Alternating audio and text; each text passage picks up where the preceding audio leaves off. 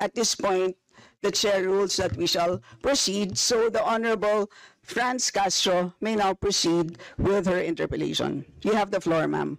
So, Madam Chair, siguro first observation, no, yung on the budget for the 2024, yung Vice President na nagsabi, Madam Chair, na slow and low utilization. So nakita naman natin doon sa presentation. So yung utilization ay napakababa. Pero syempre comment ko lang, no, mas mabilis siya sa confidential funds. 100% in 11 days. Madam Chair.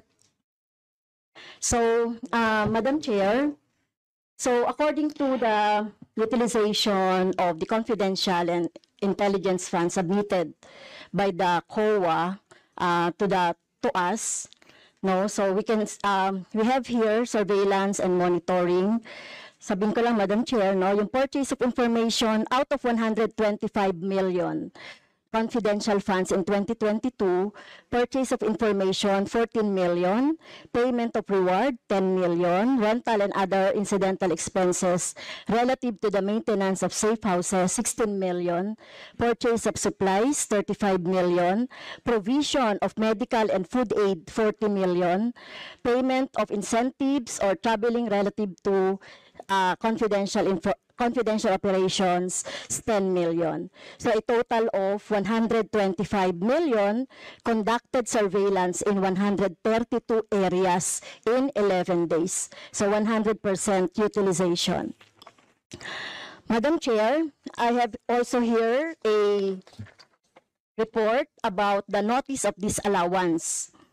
According to the notice of disallowance, the COA disallowed 73,287,000 out of 125 million confidential funds used by the OVP in 2022.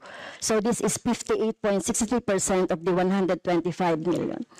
So can you confirm, the Vice President? Madam Vice President. Madam Chair, since you allowed her a snide comment, you will allow me a snide comment as well. So my question is, Madam, can you yes. confirm? Yes. Yeah, okay. Diba? Okay. Yes, Madam Chair. So Before you proceed, may I remind both our guests and our resource You should have reminded her when she said the line, diba? I called your attention, Madam Chair. You did not recognize me. So, ngayon, sasabihin ko na, if you allowed her that, you allowed me a snide comment as well. I don't recall hearing a snide comment, Madam Vice President. Ang snide comment, that's a matter of judgment. So please proceed Secretariat, Madam Chair, I would like the Secretariat to repeat the first 3 lines of the comments. Well, point of order, Madam Chair. Point of order, Madam Chair, kasi parang... So let's please proceed with the answer. Point of order, Madam Chair, kasi parang siya yung nagpe-preside eh. Yes, kasi inuutusan mo yung secretariat natin sa Committee on Appropriation. Yes, alam mo ano, di ba? So, yes, Madam Vice President, please proceed with the response. There's a question. Please proceed with the response. Madam Chair, I do not understand bakit a person convicted of child abuse is still sitting in a seat. Point of order, ito yung sinasabi natin na dinadivert ang usapan sa ating budget hearing. Kung nagawa po niya yan sa Senado, Madam Chair, dapat hindi natin yan pahintulutan dito sa Kamara. You allowed her a snide comment and then you will not allow me? Please wait A snide comment?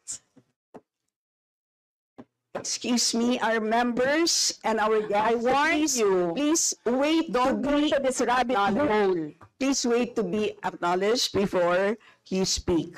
Okay, so at this point, Honorable Manuel.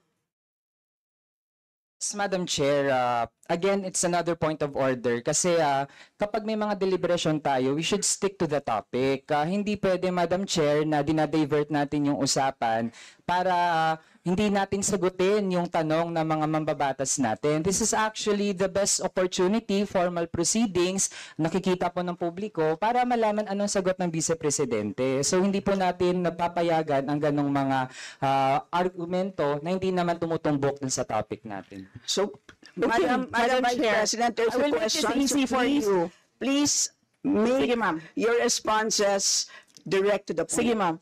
I will make this easy for you. What rules are we using for this budget hearing? We have our rules Yes, ma'am. adopted by the Committee on Appropriations. Right, okay. We searched for that rule. So we only found the general rules. So we have a copy of the rules for the budget hearings. Well, as far as I'm concerned, mas importante ang rules para sa amin. Kayo po, ang kailangan nyo lang marinig is yung acknowledgement for you to begin to speak. Yun lang po ang pinaka-importante para sa guests. Sa totoo lang po. Yes, ma'am. So, ang pinaka-importante, yes, you may proceed. At saka po yung adjournment. Yun lang po. Yung termination po. Yun ang pinaka-importante lang po. For the rules, yun ang ay importante para sa members. But we may provide the copy to you. Yes, So ma'am. please proceed and answer the May we question. request a copy? Yes, yes, absolutely. But Yes. please, there is a question. And do you want us to repeat the question? And we will not penalize you all the time. I don't You can repeat the facts from the notice of disallowance. I don't need the repeat Honorable of the Franz. question. Yes, Honorable Franz Castro, you may repeat your question on the notice of disallowance, I believe. Yeah, tama, Madam Chair. So according to COA, the notice of disallowance is amounted to 73,287,000 out of 125.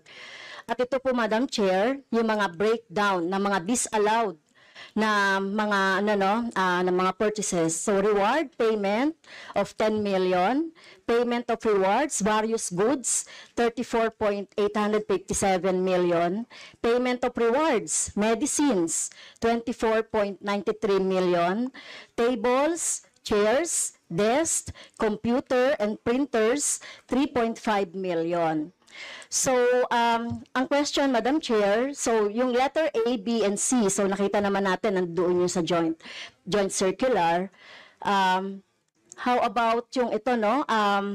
How about yung mga tables, chairs, desktop, computer, na umabot po ito sa 3.5 million. So, pwede bang maipaliwanag kung bakit ito pinurchase, Madam Chair? Madam Vice President. Madam Chair, I still request for the rules of the budget hearings. Okay, Vice President. gusto mo sagutin ko, ma'am. Yes, Madam. This is a hearing of the budget of 2025. Nasaan dito ang confidential funds? Yung tanong niya, Madam confidential Chair. funds. Nasaan dito? Honorable Madam Chair, Franz, you may ito yung continuing, continuing questions pa natin noong 2024, during the last budgets. Hindi na ipaliwanag itong 125 million na alam naman natin na wala ito sa budget ng 2022.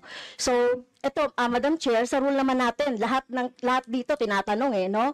So, according to the budget, whether it is in the past, kasi nakikita natin yung utilization noong mga budget, kahit na yung past years, ay pwede natin busisiin dito, Madam Chair. Tama ba ako, Madam Chair? I will agree with you, the Honorable Franz Castro. You may proceed, Yes, Madam ma'am. Vice President. Yun yung sagot ko, ma'am. Nasaan ang topic natin dito at ang pinasubmit ninyo sa amin is the budget proposal of 2025. Where in the budget proposal of 2025 is the item confidential funds. In aid of legislation nga ninyo, nakalagay nga doon sa rules ninyo, diba? The discussion should be germane to the topic. The topic is the 2025 budget proposal. Now tell me, Madam Vice President, the Honorable Franz Confidential Castro has already provided a sufficient explanation for why she asked the question. So please proceed with your answer. Madam Chair, It's a very why are we simple discussing question. the budget of 2023 and 2024? Honorable Franz Castro. So kung ayaw niya sagutin, Madam Chair, so let me go through na lang with my question kasi related naman ito. Remember, Madam Chair, question natin ito noong last year at yung 125 million na ito ay hindi ito maipaliwanag, no? Dahil nga confidential no? Nagtago sa word na confidential. At ngayon, kailangan nating maipaliwanag at it is in the interest of the people.